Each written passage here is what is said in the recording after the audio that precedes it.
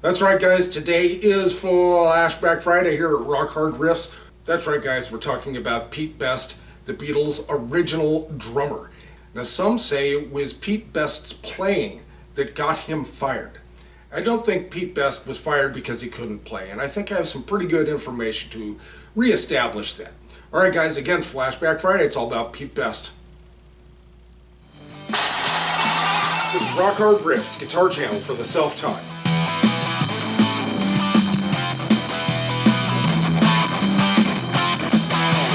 Okay guys, let's talk a little bit about Pete, and then after that I'm going to go over my reasoning of why I believe Pete was not necessarily kicked out because of his drumming. Randolph Peter Best, born 24 November 1941, an English musician known as having been the Beatles' drummer prior to their achieving worldwide fame. After he was dismissed from the group in 1962, he started his own band, the Pete Best Four, and later joined many other bands over the years. He is one of the several people who have been referred to as the fifth Beatle. How many fifth Beatles are there? You know, there's a lot of them. George Martin, they even say like Mal Evans or Stu Sutcliffe or Brian Epstein. I mean, how many fifth Beatles are there? Pete Best was definitely a Beatle. And there's no question, fifth Beatle or not, Pete Best was a Beatle. There's no mistaking that. A little interesting history. Pete Best was born in the city of Madras, then part of British India. After his mother, Mona Best, moved to Liverpool in 1945, she opened the Casbah Coffee Club in the cellar of the Best's house in Liverpool. The Beatles, at the time known as the Quarrymen, played some of their first concerts at the club, so that's how they got to meet Pete. The Beatles invited Pete to join on 12th August 1960 of the eve of the group's first Hamburg season of club dates. Ringo Starr eventually replaced Best on 16 August 1962 when the group's manager Brian Epstein fired Best at the request of John Lennon, Paul McCartney, and George Harrison following the band's first recording session at Abbey Road Studios in London. One cool thing, guys, I'm not sure if you're aware of this, but I was kind of happy to know this. Over 30 years later, Pete received a major monetary payout for his work with the Beatles after the release of 1995 compilation of their early recordings on Anthology 1, with Best on drums and a number of the album's tracks, including the Decca auditions. So that's really good. Now, what inspired me to do this video today was, it was Ringo's birthday just shortly, not long ago, and Ringo had turned 80 years old, and Pete Best had tweeted a happy birthday to Ringo. And he said, you know, it's been all these years, why not? And he wished Ringo a happy birthday.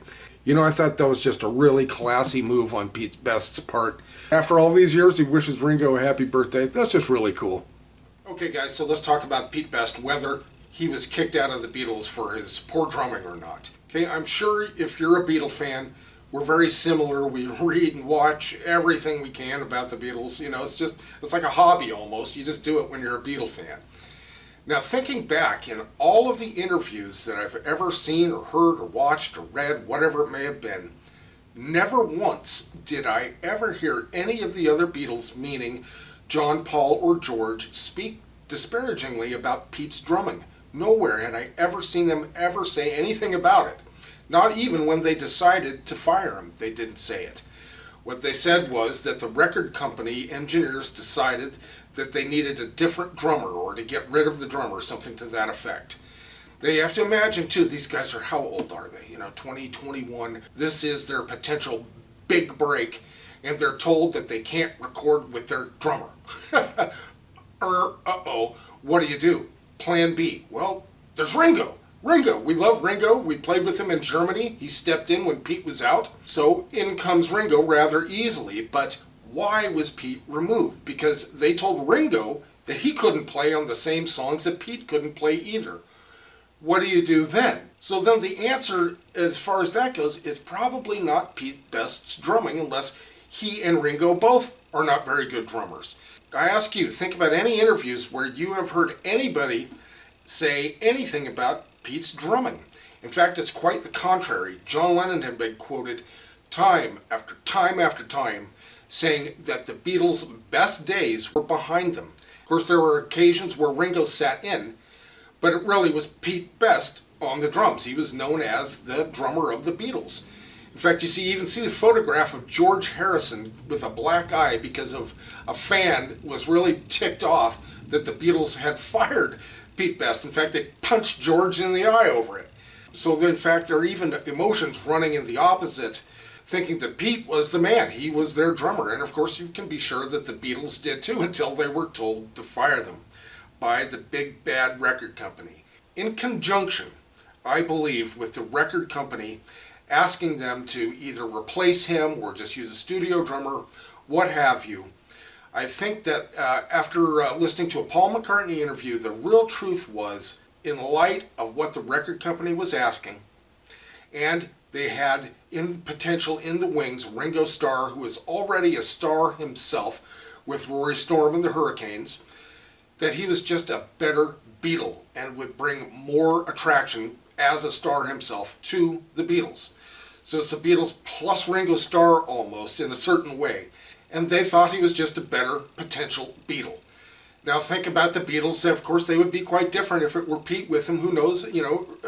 Ringo's a real jokester. He's a funny guy. But nevertheless, that's the story. I do believe Pete Best was kicked out kind of on accident because they would have kicked Ringo out too for the same reason, but they didn't. Then I believe that they actually thought that Ringo would just make a better Beatle as they went up the ranks as they go. That's my little theory. I don't know. You let me know what you think, guys. All right, guys. Again, this is all about Pete Best, the Beatles' original drummer from August of 1960 to August of 1962. Such an interesting story. All right, guys. Thanks so much for joining us. Thanks for joining us on this Flashback Friday. And we'll see you next video.